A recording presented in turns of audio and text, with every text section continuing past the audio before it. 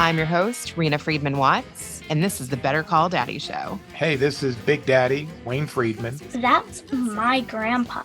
Grandpa, you ready for more daddy drama? My dad is my number one hero and number one fan. And I'm a pretty cool dude. All right, season 4, baby. Here we go. More stories you're not going to believe. And maybe you will after you listen. 5 stars. 5.5 stars, 2 thumbs up. You are a pretty cool dude. I love you, Mommy. Don't stand on the table and damn the public. You'll get some words of wisdom to live by. Here we go again. Better call Daddy. You know what your problem is? You like me. Yeah, I do. Each week, I interview a guest, share the stories with my dad, and then he weighs in at the end of every episode with his wisdom and wit. Hey, Grandpa. Everyone from influential players to inspirational fathers, and of course, controversial people. Grandpa, my mommy's calling. Creating that legacy one call at a time. And welcome to the Better Call Daddy Show. Stay tuned. Where's the music? Better call Daddy 'cause he knows you best. Better call Daddy 'cause he's bringing the test. He sees possibilities. Such possibilities. Better call Daddy, he'll be by your side. Better call Daddy, you're the apple of his eye. He sees all that you can be. All that you can be. Is it possible to have it all? There's a lot of components to that. I do know if you want to share a life with someone, it better be well designed. Today's guest, Cathy Christen, was reintroduced to me by Matt Drinkon of the Eternal Optimist podcast. We met 7 years ago at Tony Robbins, and a lot has happened since. Cathy, welcome. Tell me about how your dad is one of the most influential people in your life and how you wish other people could have a dad like yours. One, I feel like my dad was always the most amazing example of like what it is to be a dad, to be loved. You know, I was sharing with someone, I actually went on a plant medicine journey a couple weeks ago. And during the ceremony, there was this moment, you know, where I had this moment with Father God, and he is just like holding me, embracing me, hugging. And it felt like my dad just like hugging me. And I always said that when I was younger, like my best friend can attest to this. I said, I feel like God's like my dad. And he's just like this big, loving, hugging man that no matter what happens, what we go through, the dumb mistakes that I made, because I was really good at that. And we can talk about that. Yeah, tell me about some of those mistakes that he was like, it's okay. You can learn from that. Yeah. And he always was there to just love on me and pull the lessons out. And I remember, you know, being little, like first, and I'll share some of those in a sec, but I remember like being young, one of the things my dad wanted to instill in all of his kids always was gratitude, right? And no matter what we had, being grateful. And I grew up on the lower income aspect, and we lived in a 2-bedroom apartment with 6 people. And I remember my father taking us to soup kitchens, you know, getting us involved in church. And I never felt like I was lacking ever until 6th grade. But in my younger years, it was like I got a bed, I got food, I got to shower every day. You know, when I'd go to these soup kitchens, I'm like, oh, it's stinky. And he's like, well, some people don't get to shower, you know? And so I think early on, and what I'm kind of getting to is like the values, right? Instilling the values of family, of gratitude, right? Of focusing on all that we did have versus what was lacking. He did a phenomenal job raising us that way, wanting to give back and contribute because we had so much. And even though in other people's world, we didn't have much, we were in a 2-bedroom apartment with 6 people in it, right? Like an 800 square foot apartment. And so for others, that's not much. That could be real little, but we felt like we had so much. And for me, I just had so much love. Like I had so much love for my father, the belief that my father had in us and all of us, you know. I think both my parents did, but my dad really, you know, what I was like, you can do anything, you can do that, you know, and looking back, I'm like, why didn't he do all those things? He kind of lived vicariously through us, but just always pointing out like, wow, you're so good at this. Like, wow, you're so good at that, you know, like affirming us as we were, so it was like, oh, okay, cool. Great. And I think a lot of my self-confidence. Oh, yeah. Like I've created and built so much in my world. And I feel like my dad had such a huge part in that because, I see other people that have so many skills and talents, but lack the confidence to take a step. And I don't know, like, had my father been different, had my father not instilled over and over again that confidence in me, I don't know that I would have taken action and gone in business for myself at 19, which I still have that business today.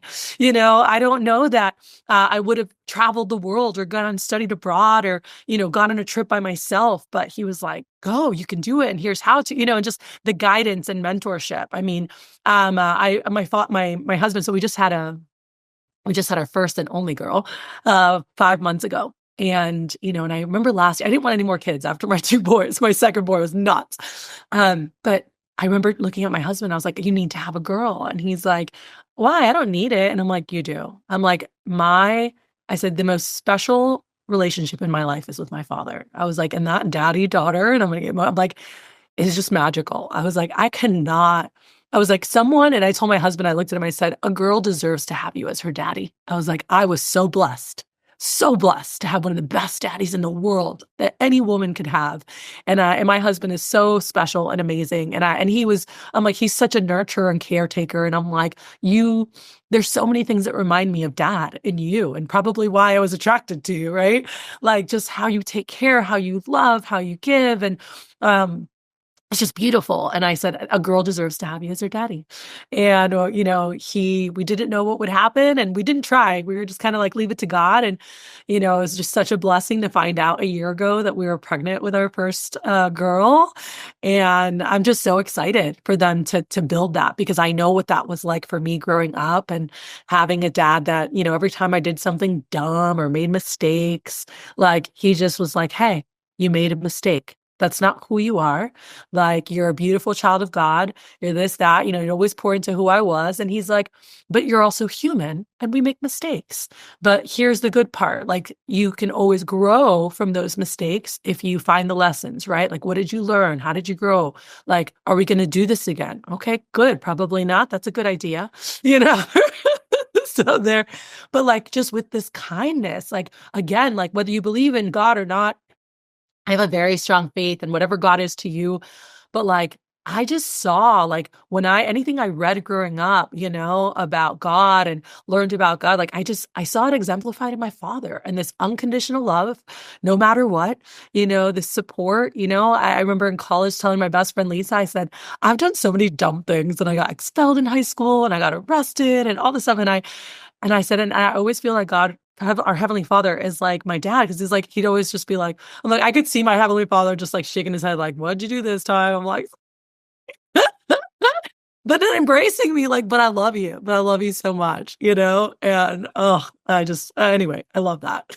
I always think about that too. I'm like, if my dad loves me like this, I do think having a dad that loves you in that way helps you believe in God. I 100% think that, because I'm like, my dad has always told me, as long as I'm around, like nothing bad will ever happen to you. And he's like, you know what, though, even when I'm not around, I'm going to be up there taking care of you too. Like, yes. Oh, I love. And I'm the oldest of 4 kids. I'm the oldest too. Three girls. Yeah, 3 girls. And then when baby boy came around. But yeah, he just always, like, I remember I was arrested, my senior year of high school. And I remember him coming to pick me up from the jail. And I'm like, so embarrassed. Because it's like, there's a person that I like value what he thinks the most, and like, oh, dad's going to be so disappointed in me. And he's always just supported me. And whatever I wanted to do or try, he'd be like, go, you can do it. Go get it. Like there was never like, I don't think that's a good idea. He'd just be like, okay, what would it take? Okay, are you committed to do that? Or, questions like that. And I'm like, yeah. He's like, well, then go do it. And so I love even that. he might have been like, there's no way he'd ever try sales, or that was not for him. But when I was like, I want to do the sales job, right? When I started with Cutco, and he was like, okay, well, tell me about it. Tell me this. He's like, what's it going to take? Are you committed to like make the phone calls, do the things? And I was like, yeah. And he's like, all right, well then go get after it, and had a lot of support, even though like my personality is so different than my dad, so different. We're such different humans. And that was another really cool thing, is like, I am this like super extroverted, even though I'm an introvert by like refueling. Like I prefer to be alone. But I was going, and, people and like meeting people. But he's like, you were a businesswoman since you were a little cat. He's like, you used to find ways to sell things to make money. He's like, I remember, and I wrote about this in my book. He's like, he's like, you were something. He's like, you were little and you figured out by then. He's like, I think you were 5 or 6, maybe. I don't know. But like, you would shake the Easter eggs that were in the hunt that we had in the backyard. And if it, was quiet, you wanted them because you knew it was probably $1. And he's like, or you would change 1 quarter and you're like, you had 5 pennies in yours and you would go to your sister and say, hey, look, there's 5 for 1. And you would trade them and take their quarter and give them 5 pennies. I was like, oh yeah, you did. He's like, you were wired for business since you were little.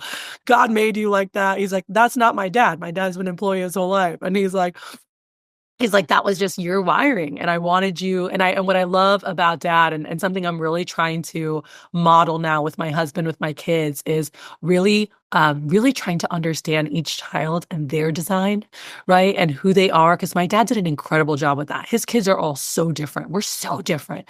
And it was never like, be like your sister or do like this or what. It was like, really understanding who we were and like what excited us and what we wanted to do, and really trying to do anything that he could to help support that, right? And those endeavors, and not shutting things down. And so even though I was super entrepreneurial, he's always supported it. And then my sister under me loves school, and she was getting her PhD before she passed away, right? Like she had gone all the way up, was teacher of the year in Florida, like incredible woman that is no longer on Earth side. But I mean, she was just amazing, and she loved school. And I was like, ugh. I'm like, I want to get out of school as soon as possible. I love learning, but I was more of like life being school, right? I'm like, I like learning out in this, like, I don't know, street learning, right? Like that was more me, even though I did well in school. But my sister could have been in college and university forever. Like she's just like loves like organized school. I'm like, ugh. But he didn't say anything like, oh, why don't like your sister does this, or like if that was better or if I was better. Like we were all so unique. And I think for anyone listening out there who has kids, or I think that's one of the most beautiful things that you can do for your children is like celebrate their uniqueness, and like support them in what drives them, and not try to live vicariously through them, or like try to push your agenda or things you didn't get to do on them, but just love them, and that's something that I know we all always felt. And gosh, if I'm half the parent my dad was to us, like I will feel very accomplished in my life. I love what you said to your husband, that you deserve a daughter so that you can have that daddy-daughter bond as well. I mean, that makes me want to say that to my husband too. Like, if you're lucky enough to have a husband like that and a dad like that, what a beautiful thing to say.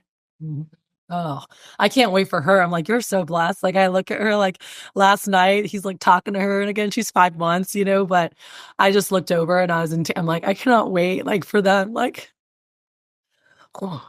it was just so beautiful, like with my dad, and just again, the love, always the love. And I tell my husband, I'm like, here's what I'll tell you that my dad did really well, that I want to encourage you, is like always keep open lines of communication. I could tell my dad anything. Same.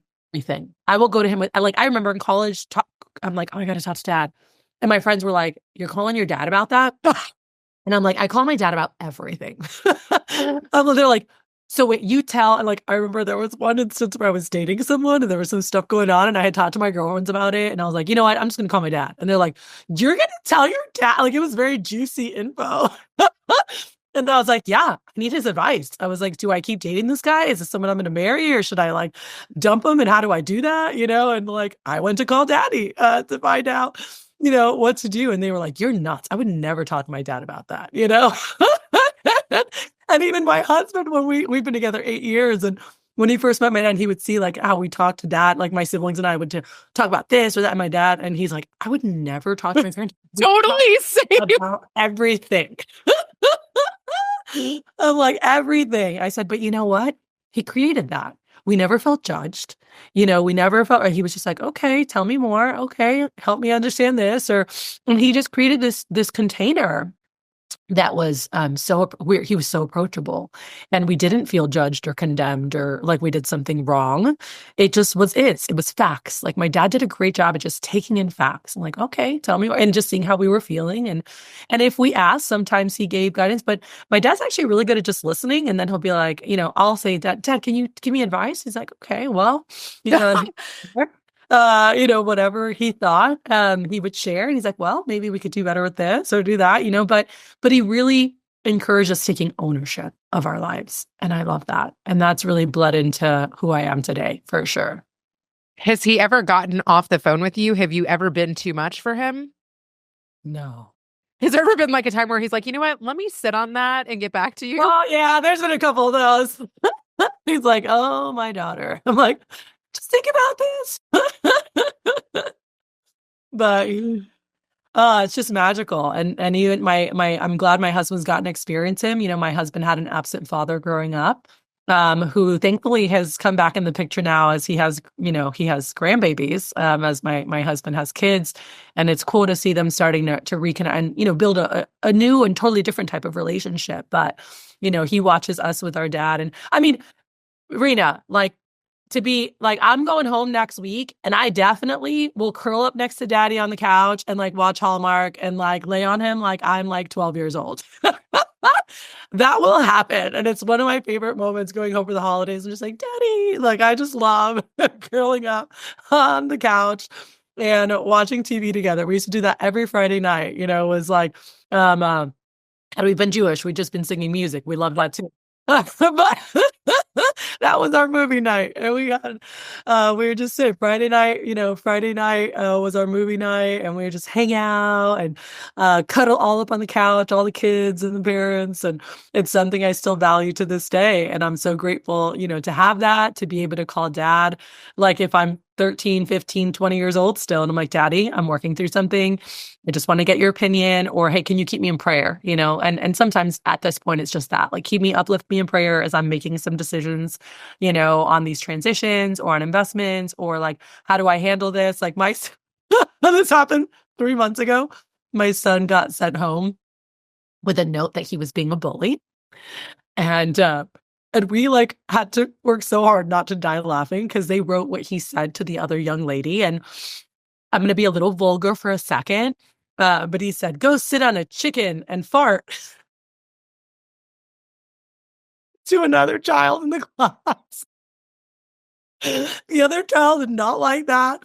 Mommy got a note of bullying happening, and I called my dad, and I'm like, Daddy, how do I handle this? I can't stop laughing, but what do I say? And he's like, you got to keep your composure. He's like, don't focus on the phrase. He's like, focus on the being, saying something that could hurt someone's feelings. That's the focus here. It's not the phrase. It's the something that could hurt someone's feelings. And I'm like, okay.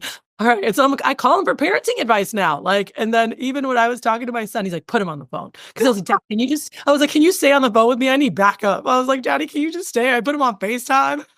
People laugh at me and I'm like, I'm sorry, but I just value how my dad raised us, how he disciplined us, even spankings. We got spanked. I know everyone's not for that these days. So did I. But when he spanked, it was also with intention. He never spanked in the moment. He would say, okay, tonight you're getting a spanking and we're going to talk. So think about why, because we're going to talk. And before the spanking, he'd say, do you know why you're getting spanked? Do you know why this was not okay? Do you know, da-da-da? And then we would get our spanking. And he's like, and I love you, but I don't love your actions and we need to change them. It was always framed. So it was very intentional. So that one day I stuffed my jeans with a t-shirt.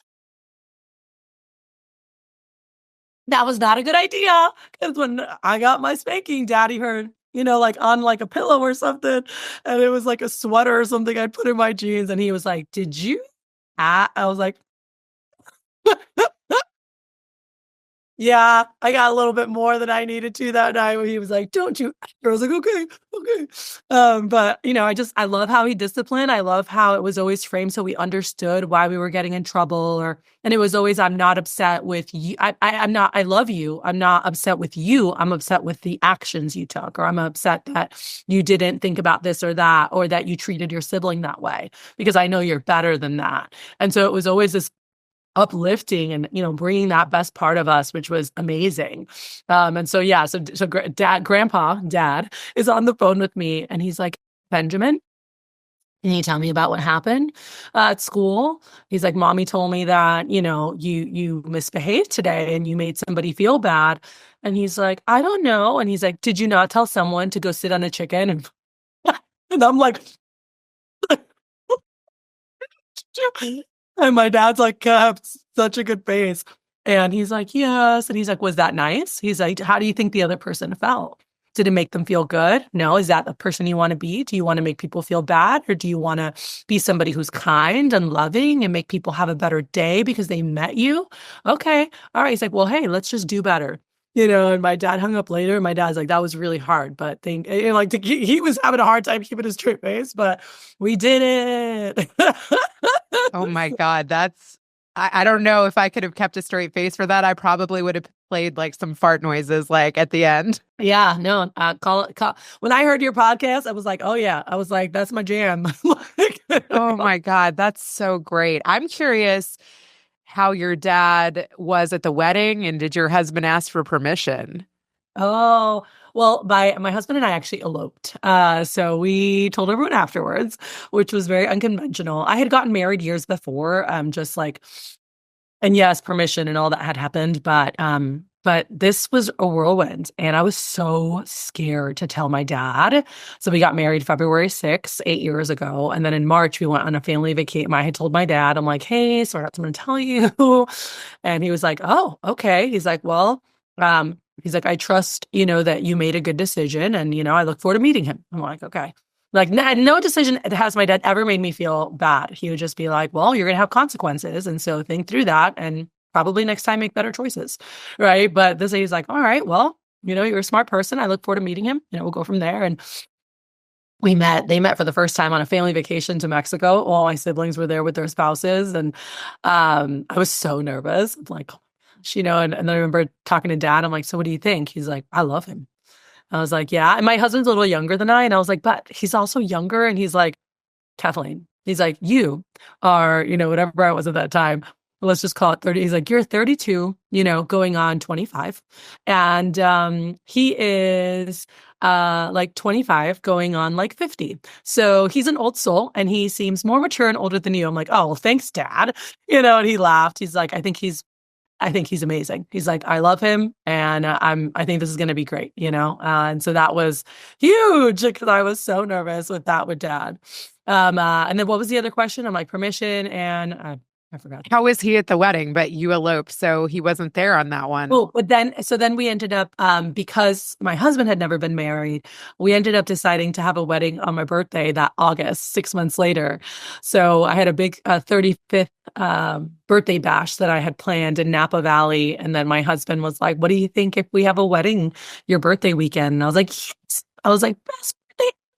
So we did that and had all of our family and close friends. And he just had a ball, we had a great time, but he's always, even when I was married, I'm the child that he's like, I know Kathleen's going to be okay. I don't have to worry about her. Like she'll always be okay. Like I'll figure it out. I'm like, I'm a grinder.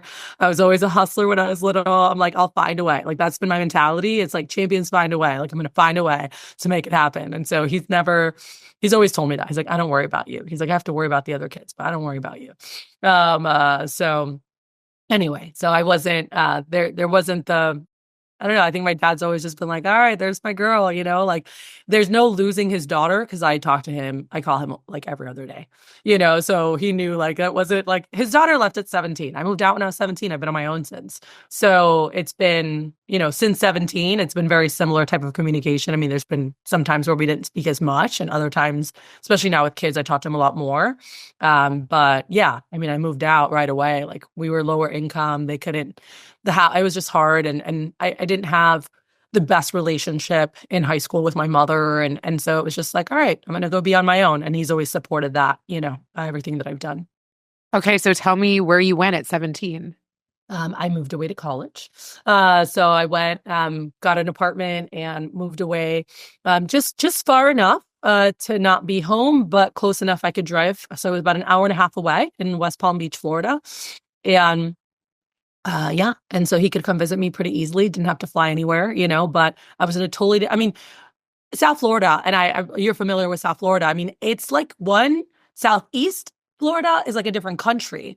But then even going from Miami to West Palm Beach is like you're in two completely different places. I mean, Miami is like half Hispanic. That's where I grew up.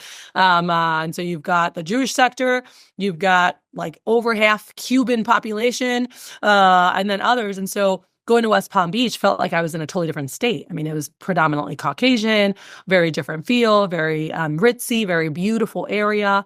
My university is a Christian college that's right on the water on the intercoastal, and so I got to have an away from home, totally different city type experience while still being very close to home and being able to come home. I came home typically off season because I played volleyball in college. So in the spring, I would typically come home every other weekend to do laundry and see my dad.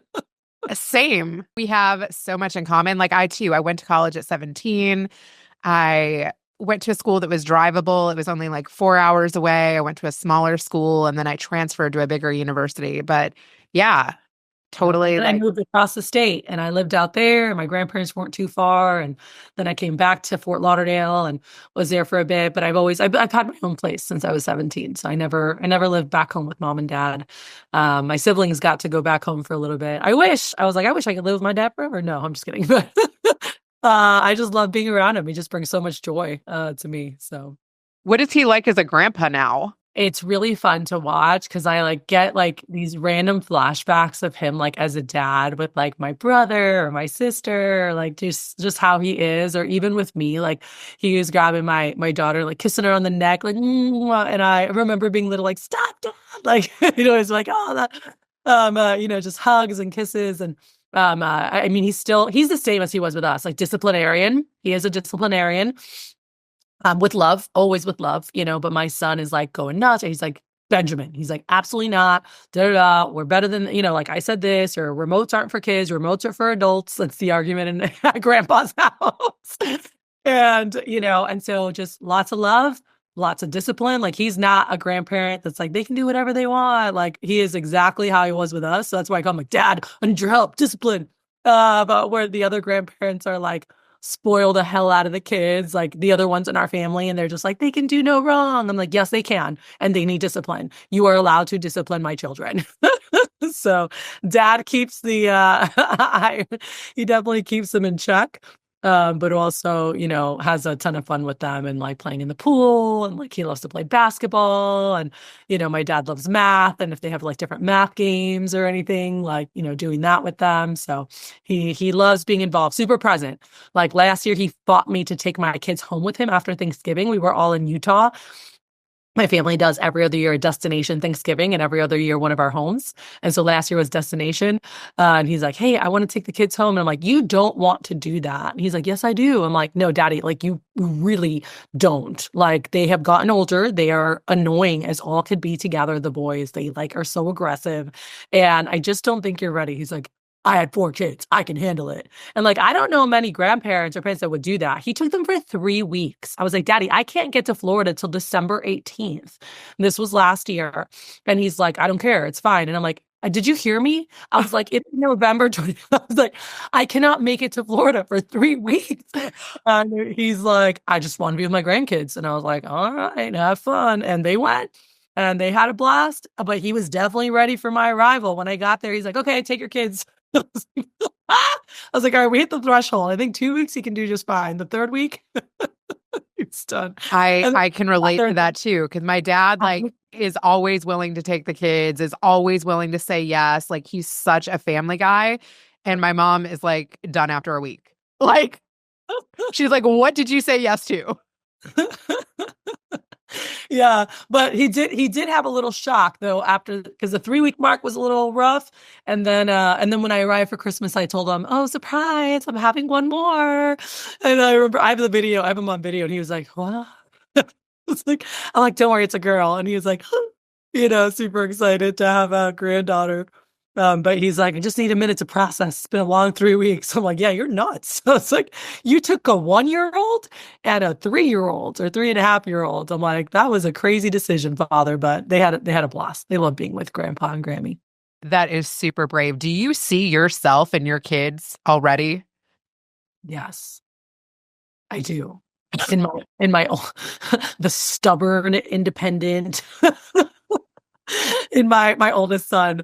There's so many things. Like my dad is like, you gave birth to yourself. I'm like, yes, I'm aware. I'm like, I will need help. I will go to dad whenever needed.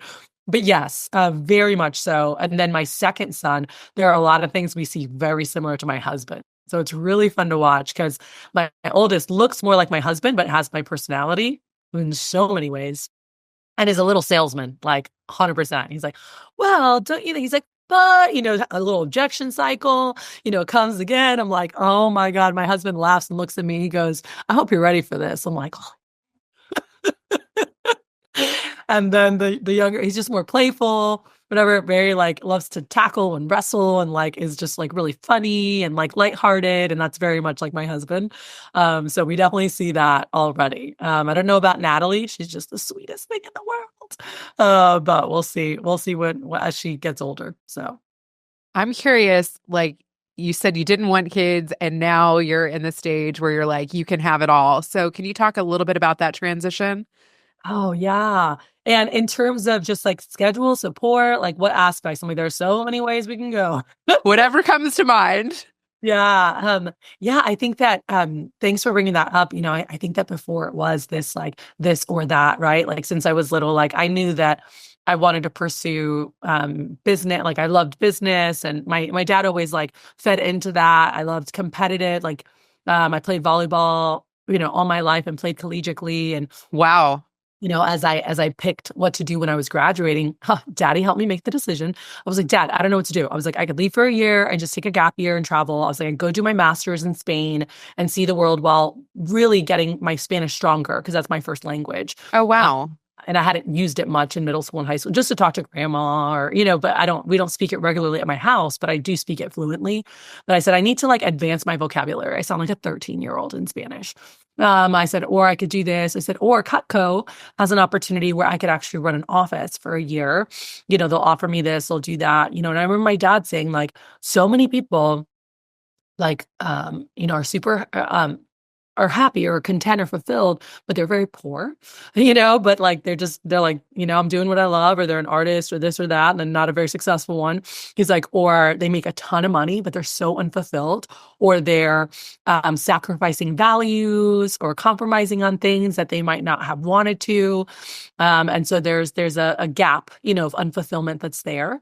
And then, like, and he had pointed out something, he's like, and he's like, or, their strengths, they like study this or do that. And they never even use like those things because they got blank job and it's going to provide for the family. And he's like, you have an opportunity that uses your business acumen and like just your natural, like God-given ability to do business and sales, the competitive aspect and team that you've always loved team and played sports forever. And Cutco works very much like teams and we compete, and he's like, and you love what you do and you're impacting the future generations. He's like, you always worked with youth, like in my youth group. And even when I went to college, I helped with the high school youth group, but I always loved working with a lot of mission trips, working with younger people and really helping them, see their potential and what was possible and, planning things. And he's like, you get to do all those things in this business. He's like, I think it'd be silly for you not to do it for at least a year and see if you like it. And I was like, okay, and here I am 23 years later. But that was a huge, conversation back then. And I think about even as I was stepping into that, I didn't see people modeling what I wanted in terms of a family and the business. And growing up in the business, actually, every time a woman wanted to have kids, I saw them leave the business. I saw them leave year after year. I remember growing up and seeing the women as they rose up. Oh, I'm ready to have a family. Boom, gone. One of my best friends and mentors were making Aliyah. They moved back to Jerusalem. One of my other friends and mentors, I want to have another kid, left the business. And I was like, wait, what? So then when it's time for families and babies, we leave the business. Okay, got it. That's what I saw. That's all I saw. And so I'm like, but then there was this one woman in Canada who had kids and was one of the top managers in our company.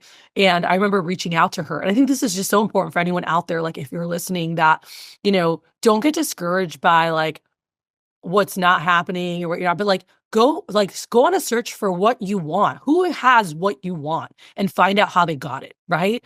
Like that's been huge. And so I found that person and I said, how do you have this? Everybody leaves. Everybody leaves when it's family time. Like, tell me about this. And she talked to me about how she had, hired, like her model looked a little different than what we were growing up with. She's like, I have someone who's in a paid salary role, which we're in a commission type job. She's like, I pay them a salary plus commissions. I pay growth bonuses. I do this. I coach them like this. And she walked me through and she said, I basically looked at my business and figured out like what we needed to have for me not to be there. And so it was really taking what I had heard about in '07, because this conversation happened probably, 7 to 10 years later. But in '07, there was a time where it was like, I need to leave this work because I'm unfulfilled, I'm unhealthy, my relationships are suffering, all these things, or I need to really understand how to have a business because there had been so much, there was no organizational structure. It was like me putting on a bunch of hats. Yes, getting assistance. Yes, it kept growing, but I was burning myself to the ground.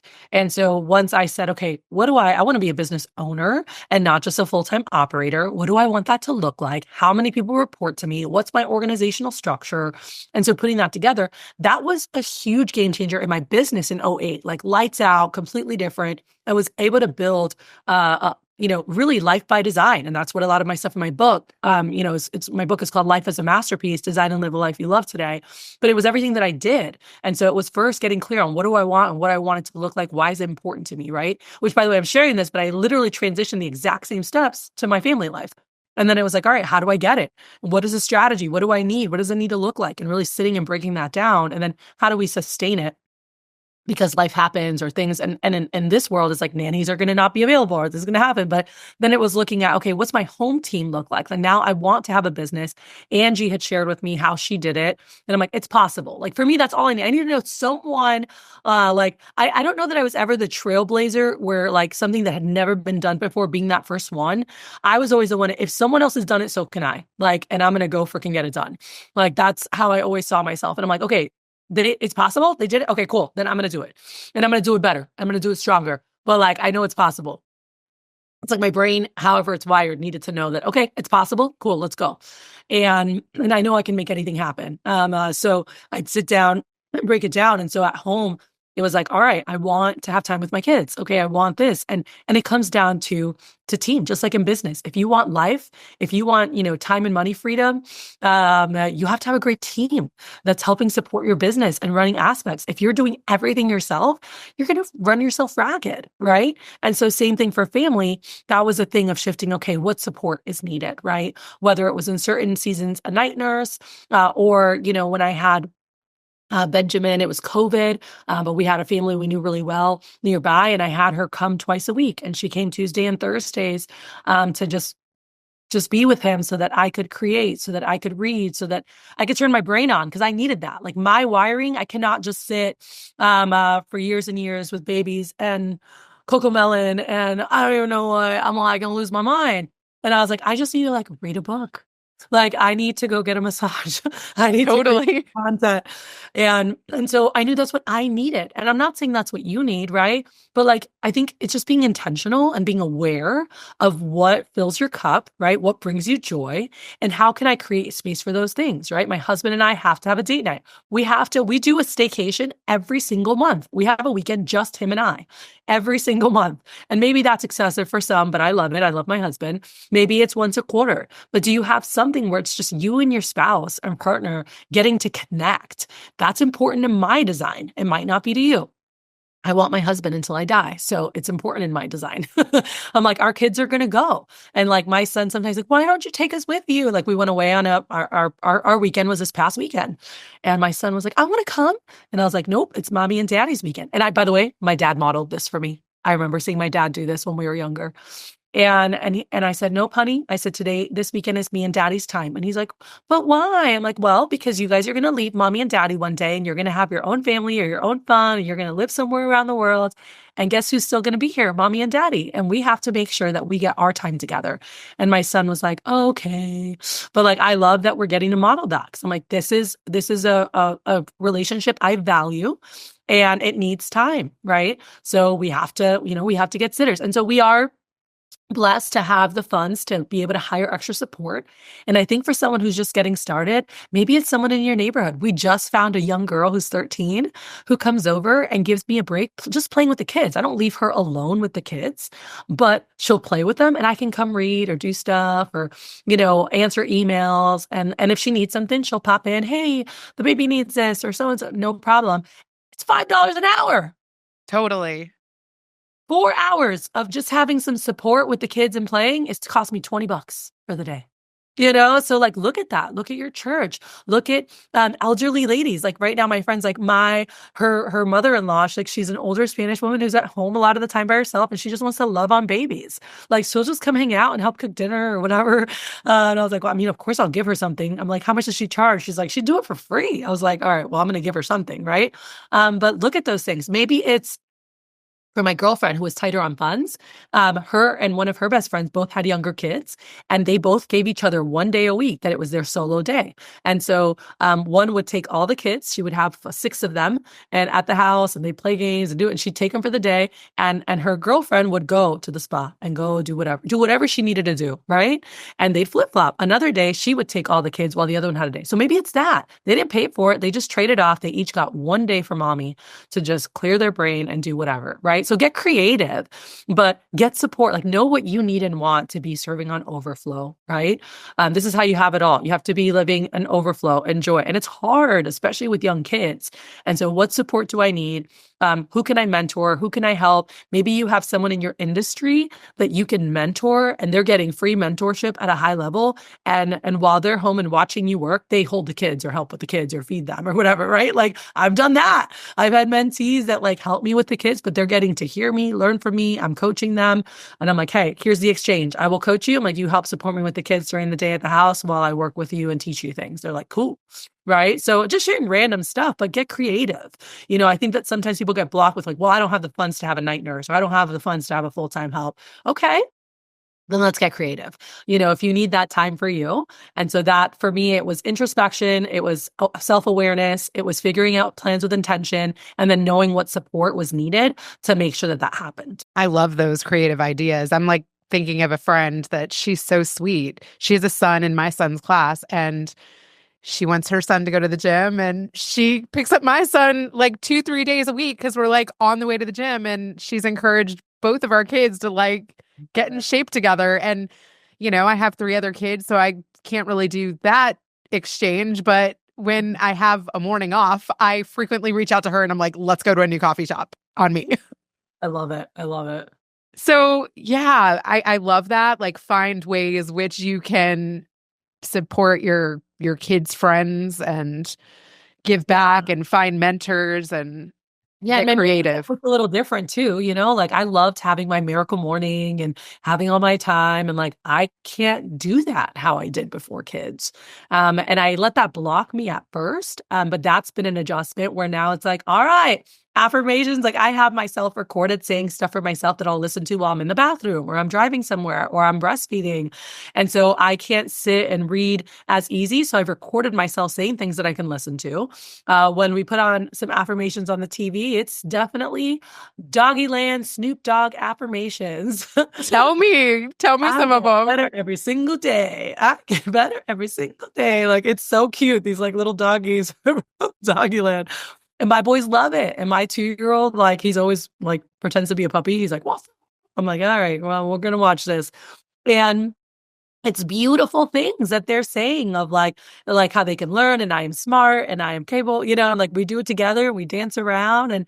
And so that's still, it's an adjustment, right? But it's how do we have it all? Like I still get to do that and have that time with my kids, or I'll put on a breathing video, and they're so funny. Like sometimes and I think like this is going over their head, and I'll share this. This has nothing to do with any of this, but I'm on a tangent, so I'll finish it.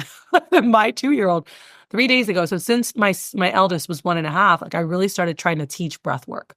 Because I heard someone say they did that. And I'm like, but do they even understand? Whatever. I just started, I get upset. And I'm like, okay, I can't understand. Take a deep breath. I'm like, what happened, baby? Or what do you need? And just trying to get him to breathe or breathe a couple times. to calm him down, to self-regulate, right?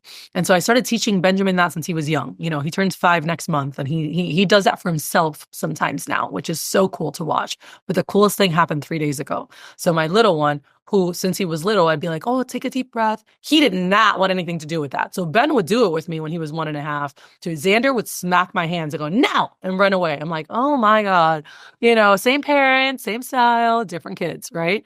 And we can't forget that. But he would smack my hand, no, and run away. And I'm like, mommy has to self-regulate now. I'm like, I'm like breathing. I'm like, Xander. And I've been trying to, not once have we breathed together. Okay. A couple days ago, something happened. Ben was crying. I think he got hurt or something happened. He's like, what? He loses it. And his 2-year-old brother walks over, and then, that's what he calls Benjamin. And he's like, and then, and he grabs his hands, just like I grabbed theirs. And he goes, breathe. And I was like, I was like, oh my gosh. Like in my head, I'm like, this kid doesn't get it. He's not as smart. He's not as developed as Ben was. Like he's not getting it. And like, he might not be participating or like care to or be really silly. But in the moment that it mattered and his older brother was crying, he ran to him, grabbed his hands, and went to help him breathe. I love that. I meditate with my 5-year-old. Actually, I had a girlfriend recently send me like a meditation. I'm always like telling my friends, if you come across any good meditations, like kid meditations, please send them my way. I think it's so healthy. And I just want to mention too, like we met through Tony Robbins, like before this transition for you. Like we met, I think around like 2005, 2006-ish. It was in Coronado at leadership training. Yeah. No, it was 2015 or 2017. Oh, okay. Yeah. I think we did it later, the later one. Was it when I think it was when Harvey hit and stuff. We were in I don't know. Anyway, Tony Robbins. Yeah. It was like 6-7 years ago in Coronado. And that actually, that story about your son reminds me of what we learned about pattern interrupt. Mm-hmm. It's like having a pattern interrupt of something positive that like quickly changes you out of the panic that you're in. Mm-hmm. Yeah. And so cool to teach them that, and that was a big thing from my dad as well. It's like, all right, like I watched my dad led by example. That's one of the things that I always admired. And I watched him. And a lot of what I'm doing now and what I'm modeling and raising my kids is like what I saw my dad do. My dad never sat me down and taught me how to be a good mom. My dad just modeled being a phenomenal parent. And all I try to do now in my world is like, how can I emulate that? How can I show up in that type of way for my kids where they feel loved, supported, encouraged, where there's still discipline, where there's still expectations on like, here's who we are, here are the Christens, here's how we treat people. But there's also always love and support and just, this no matter what, loving the person, right? Like my son got in trouble again the other day and, he just gets really goofy. He's got super high energy, crazy ADD. But I said, hey, what, how? He's like, oh, I was mean to someone, and I said, hey, is that who we are? And he's like, no. I'm like, I know it's how you acted. I was like, but we're kind people. We love others. We make them feel good. I was like, never to our, we don't make someone feel good and make ourselves feel bad. Like we never do that. Right. But like, we just find the ways to like uplift people, like tell someone, I love your sweater, or give a compliment, like anything that's true. I was like, but there's no reason to be mean to people. And he's like, I know, mommy, I know, and so it's like, I don't know. It's cool to watch. And like I said, I hope I continue stepping up, in the way that my father really led our family. And I'm trying to model that so that my sons are able to be great fathers themselves, and I know my father loves that his son-in-law, comes to him for advice. And really, my husband is like, he tells my dad, he's just like, you're just such a great dad. He's like, I want to be a dad like you. And it's just so cool to see that relationship between my husband and my father. And really, my dad's taken him almost like a mentee, like it's his son-in-law, but also like, let me show you how to, like, this is what my dad taught me. Let me teach you, because my husband didn't have a dad to teach him those things. So it's really cool to see that. Wow. Well, you have designed a masterpiece. Did your dad at all influence your book, or was he a part of your book at all? And I want you to be able to plug it a little bit. So tell me a little bit about the book.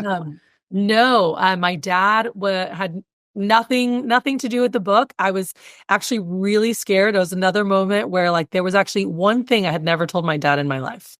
one thing, because I was too embarrassed to ever tell him. And I went through a pretty horrible relationship my senior year of college. I was taken advantage of. I was pregnant, and I chose to not have that baby. And that haunted me for years to come. I mean, I didn't release that until Date with Destiny in 2013. Okay. And I had never shared with anybody. And so in 2018, I'm writing my book. I didn't write about it in it. But at one point, I kept feeling this like God was telling me, like, you need to share this. And I'm like, why? No one needs to know this. And he's like, because you need to be authentic, and people will connect with you in a different way. And knowing that, like, you haven't had it all together. Maybe you've made decisions that weren't aligned with who you are, but you haven't allowed that to then, label you or keep you back from whatever it is that you need to do, right? Like you've just grown from it. And I was like, oh, and I was back and forth for a bit, and then I put it in the book. And I talked about, having the abortion and the shame that was there and having to release. And that was a really hard call. The week before we're going into publishing, I'm like, Dad, so my book is coming out next week. And he's like, yeah, I'm so excited to read it. I'm like, yeah. So I'm a little bit nervous. I said, there's something that's in the book that I've never shared with you. And I started crying. And he goes, I know, honey. I go, what do you mean? He goes, I know. And I said, what do you mean, And I said, and I told him, I said, I had an abortion, da, da, da. And he goes, I figured as much. He's like, I just felt it. He's like, I've always known. And he's like, your mom said that you had gone through some stuff you didn't want to talk about. And he's like, what does that change anything? And I'm like, do you think it's bad for me to share that with the girls? Like, no. He's like, I think it's going to give people permission and to talk about it, right? And then he shared with me stuff from him and my mom, and he's like, we lost a baby, and he shared stuff that I never knew, and he's like, you give permission for people to share their, mistakes or bad decisions, or sometimes it was a good decision, right? For some people, maybe that was a good decision, but at that time in my life and how I was brought up, I was really scared and held a lot of shame for it, and for someone who's done it, it's different for everybody. And I know there's some situations where that might make most sense. So I do not want to, put that down in any way. I just know for me, it wasn't the decision that I had wanted, and it haunted me for a long time. And so I shared about that, and my dad was, again, so supportive. I was like, this was not what I was expecting. And he's like, share it with the world. He's like, you never know who you're going to help. I'm like, the heck, and so the book is all about, like, basically what I've done for myself and what I've taught for almost over 2 decades now. And I didn't write the book for anyone except my great-great-grandkids, by the way. One of my friends, I was not like, I'm going to write a book. Nope, never. I always said, I'm not a writer. I'm a talker. I talk all day. So, like, I'm not writing a book. Not an author, not my jam. And a really great mentor of mine and great friend said, but aren't you all about impact and legacy? I'm like, absolutely. They're like, well, what better way than a book? He's like, you have the biggest reach. You're going to reach people you'll never meet in your life. He's like, and don't you want your, like, great-great-grandkids to learn from you? And there I was like, you suck. Fine, I'll write a book. And I dove in, and just I had someone ask me, I said, I need someone to ask me questions, because I'm not, like, I sit somewhere and I'm like, you ask me questions, I can talk all day, as we already know. But I'm like, I need someone to interview me. And so we crafted questions, and I talked it out loud, and, we put a transcript, and then I edited it, and, we got it done. But I'm really proud of it. Like, the first third I mentioned earlier is like, what do you want and why? The second is, how do you get it? So nuts and bolts. And that's what they pay me for today, is more the strategy and how do I actually get there? And then the third is, how do you sustain it? Because life happens. And so some different great practices. And so through the book, every chapter, there's like a pause and reflect exercise. And I tell people, the chapter, there's 12 chapters. You could probably read them in 5 to 7 minutes each. There's a very easy read. But where the magic is are the exercises, which are great for journaling in the morning, or for, like, family activities. Like, once I published it, my family and I did this around the dinner table. It was so fun. But there's pause and reflect, like a simple one. One of the first chapters, like, think about when you were little. I said, but it's like, what are things that bring you joy and make you come alive, right? I think about, as we get older, we forget about those things, like simple things. And it could be a song. It could be, I don't know, for my family, like, to this day, like, we crack up, but my siblings and I will hear Bye, Bye, Bye. By, one of the boy bands back in the day. I can't even remember if it was Backstreet or NSYNC, but Bye, Bye, Bye. I remember that is a joy-filled, memory for me. And I'm like, how can we have more of that? And I'm like trying to teach my kids some coordinated dances because my siblings and I used to perform for my family in the living room, right? And we're like singing and dancing. And so like that brings me joy. So I'm like, all right, how do we incorporate more dance in our house, right? That brings me joy. And so thinking about what are the things for you that bring joy, and just like, again, I'm all about living life by intention, not by default. And so what is it that you love to do? You might love to be in nature and climb mountains. I want to be taken in a helicopter to the top of the mountain and drink wine and wait for you there. We're wired different. Like we all have different. I'm like, I don't want to climb. I just want to be at the top, see the view, drink the wine. But anyway, but looking at those things and so yeah, so that's it goes through, and then the end of each chapter has a design exercise, and they all build upon each other. So it's kind of like a blueprint. So actually, this is like going into a new year. I think is such a phenomenal time. But really, I encourage people anytime you're in transition. I did this when I got married, when I got divorced, when I got married again, when I moved, when my sister passed away. Like this is something that every time there's been a big change in life, reassessing. Like even right now, I had 3 kids now. I'm going to stop having kids. My husband and I are spending a day next week re-looking at our dreams list, re-getting clear on like where we're going, and it just really gets you to identify what is 10 years from now. Like what makes us freaking light up when we think about what life could look like 10 years from now? Okay, then where do we want it 5 years from now? And then, okay, so what do we want to work on this year that's going to help us get there faster, right? Or more equipped or stronger or whatever. And so we decided and already are kicking off our year with our Christmas gift to each other as we're going to Dr. Joe Dispenza the second week of January. Cool. We want to integrate more meditation and more like ability to manifest and being able to teach our kids that. And so, yeah, we're just, that's one of our first things. We're like, all right, well, this is what we want to do. So therefore, here's how we're going to start the year, right? So making decisions based on, where we want our life to go and where we want our family to be, and then reverse engineering it. I love that. Okay, so to wrap things up too, is there anything that you would like to ask my dad around like one of those questions? I would love to know from your dad, who is the biggest source of influence and impact for him, and what opened his heart to like love so deeply, right? Because I feel like a lot of people have gone through different experiences that got them to a place where they just want to like just pour into the next generation. But for some people, it was a loss of someone special. For some people, it was going through certain experiences. I know friends of mine in the Jewish community with Holocaust or having to deal with, grandparents dealt with stuff and stuff that was passed down because it's still so close to us that when that happened, but yeah, I'd just be curious, like what helped him open his heart so much, because some older Jewish men have a very hard heart. And it sounds like your dad is just super special. Aw, thank you. I want to like ask your dad that now. That's great. This has been absolutely amazing. I am so glad that we hit record, and I hope that we get to cross paths in real life since we're both in Houston and didn't even know that. Karaoke, what? What's your karaoke song? I'm actually more of an air guitarist. So I'm in the background when we're singing. Oh, man. And definitely a Journey. There's a lot of songs actually. I love Journey, but that would be my like playlist for my karaoke air guitar sessions. That's so cute. And how can people connect with you and buy your book? CathyChristen.com. So if you go, it's Cathy with a C, Cathy, and then Christen is actually spelled like Chris, Chris, and then like the number 10, TEN.com.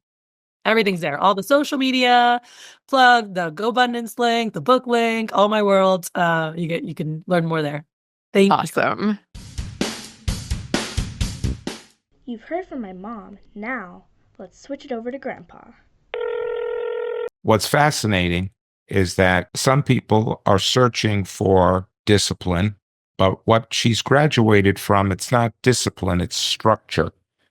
And when you have structure in your life and you're able to look at things as a model, where you try to fit all the loose pieces into some type of series of notes, whether you're writing a book, whether you're living your life at a job, but to just wing it all the time can get you into trouble. So to have something to fall back on with some structure in your life of how to find yourself is not only important to Kathy, but it's important to Reena or to me or to anyone, is that we have to be able to have certain pillars that we can really count on. We want to learn from our mistakes. We are human. God is the ultimate teacher, giving us the opportunity to have choice, to be able to figure out what's right from wrong without being told what's right from wrong. This is a journey that we have to go on. I think you've heard me say this several times, is that we learn probably more from the wildness and the mistakes that we make in life than from doing it right. Okay? Sometimes when we're doing it right or things are going our way, we get even a little cocky, where we think that it's just going to be automatic, and we find out the hard way that to stay on top or to continue to win, you got to even work harder than you ever even dreamt of, because you can be taken by surprise, and that's how we lose more in life, by not really making sure that we've looked at all the angles and we've really made sure that we understand really why we win. It's that tough road of defeat sometimes that really wakes us up and really ensures that we win for the future. For such a close relationship she had with her father, I can't help myself that sometimes she went astray and didn't tell her father about certain things.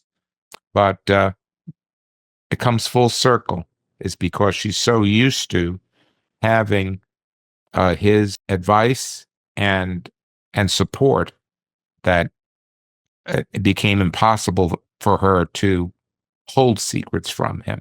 So it's only temporary. And isn't that what you need in any relationship? That secrets that you might keep, and if you keep them forever, you find out that the relationship wasn't really real in the first place. So I'm glad that she has, at some point in her life, revealed some of the pitfalls that she's gone through, and now is willing to share it with not only her father, but she's willing to share it with everyone. And she's really trying very hard to say, hey, just like my father helped me get through a lot of these pitfalls, and I'd like to be able to incorporate in my book that I can help my children's children, and that I can help myself, and hopefully I can be a shining, guiding light to others that might have gone through a difficult path, and can use my experience to help them get through their experiences. So it's giving back, which I also loved in this episode. And it just goes to show also is that the issue of abortion comes up in this episode again, as well as we've talked about before with another guest. It kind of shocked me a little bit. I never would have thought that was her secret as well. But if you get into relationships and they can be abusive, it can be demoralizing. But the consequences of your life and the life of others and can really be overwhelming at times. It has to be a person's choice of what they can cope with and what they can't cope with. And it turns out to be really an individual decision each time, where you can't really put your morality on someone else. They have to live their own life. They've got to figure it out. I just hope that her experience can help make someone else whole as well. She says to me at the end, what makes you able to love the way you love your daughter? It's because I also was so loved by grandparents and parents and everyone around me. I just was everybody's favorite, but I always felt like I could get along with everybody. I think Laser's kind of stealing my mantle, where I was the easy guy, and now he's the easy guy. That's the thing. The idea is that when you have mentors and you have people that encourage you, whether they're teachers or professors or friends or colleagues or teammates, I had all those things. I was always part of so many positive influences in my life that I also tried to share that with everyone around me, not only my family, but people that I work with or people that I might just meet on the street. I would like to think that everybody deserves to be respected and looked at for their own individualities. It's also very important. Another comment that Cathy mentioned is that when it comes to your children, not only do you want to try to mentor them and give them the right direction, but you have to get to know the personalities of your children, and you have to be able to let them stand on their own 2 feet and guide their own path. And obviously, you want to point them in the right direction. And sometimes you're pointing them and spinning them around, and they find different directions. And we got to get them back on the path. They've got to figure it out because we're not going to be here forever. So we want to be able to carry on our legacy. It's got to be where they're able to take the ship and be able to steer it themselves. And you hope that they will then pass the reins on to their children. We're only here a very short period of time. That's the only way we really have a chance to live forever and to hopefully make our mark is by doing it through others. I also like the idea of working hands-on in a factory my whole life. I think I've mentioned this in previous episodes, that if you want to really gain respect, you have to be able to give people an opportunity to show that you're not telling them what to do, but you're working with them hand in hand, and where no job is too big or too small to be proud of. Thanks for listening. Now I think I'm going to go call my dad.